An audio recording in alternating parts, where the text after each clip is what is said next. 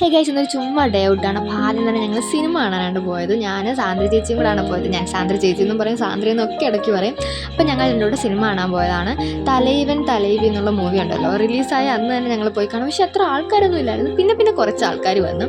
Movie നൈസാണോ എന്ന് ചോദിച്ചു കഴിഞ്ഞാൽ നമുക്ക് കണ്ടിരിക്കാം. ഫസ്റ്റ് ഹാഫിനെക്കാളും സെക്കൻഡ് ഹാഫാണ് കുറച്ചുകൂടെ ബെറ്റർ ആയിട്ട് തോന്നിയത്. പക്ഷേ നൈസ്, ഇങ്ങനെ കണ്ടുകൊണ്ടിരിക്കാൻ പറ്റിയൊരു മൂവിയാണ്.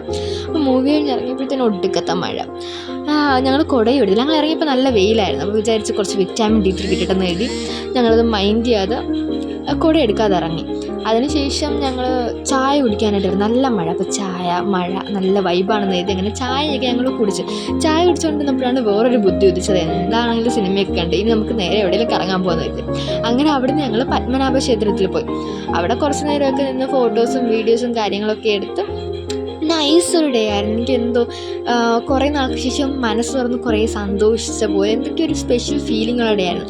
അത് കഴിഞ്ഞിട്ട് ഞങ്ങൾ മഹാബോളിൽ പോയി ബോളിയും പായസവും കുടിക്കാൻ വേണ്ടി. ഇതിൻ്റെ ഒരു സംഭവം എന്താണെന്ന് വെച്ചാൽ, ഞാൻ സാന്ദ്ര ചേച്ചി എടുത്ത് മുന്നേ ഒരു ദിവസം ഇങ്ങനെ പറഞ്ഞായിരുന്നു എനിക്ക് ബോളിയും പായസവും കുടിക്കണമെന്ന് ഭയങ്കര ആഗ്രഹമായിരുന്നു. അപ്പോൾ എനിക്ക് സാന്ദ്ര ചേച്ചി അത് വാങ്ങിച്ചു തന്നതാണ്. നമ്മുടെ കുഞ്ഞു കുഞ്ഞു ആഗ്രഹങ്ങൾ ചിലത് നമുക്ക് സാധിച്ചു തരുമ്പോൾ കിട്ടുന്ന ഒരു സന്തോഷം ഉണ്ടല്ലോ, അത് എന്തോ പറഞ്ഞറിയിക്കാൻ പറ്റാത്തൊരു ഫീലാണ്. എനിക്ക് ഒത്തിരി സന്തോഷമായി. നല്ലൊരു ഡേ ആയിരുന്നു. ഒട്ടും പ്രതീക്ഷിക്കാതെ പെട്ടെന്ന് അൺഎക്സ്പെക്റ്റഡായിട്ട് ഇങ്ങനെ പോകാം, സിനിമ കാണാം എന്നൊക്കെ ഞാൻ ഇങ്ങനെ പറഞ്ഞപ്പോൾ പെട്ടെന്ന് എല്ലാം നടന്ന്. മഴയും കാര്യങ്ങളൊക്കെ ആണെങ്കിൽ ഈ ഡേ നല്ല അടിപൊളിയായിരുന്നു. താങ്ക് യു സാന്ദ്ര ചേച്ചി ഫോർ ദിസ് ബ്യൂട്ടിഫുൾ ഡേ.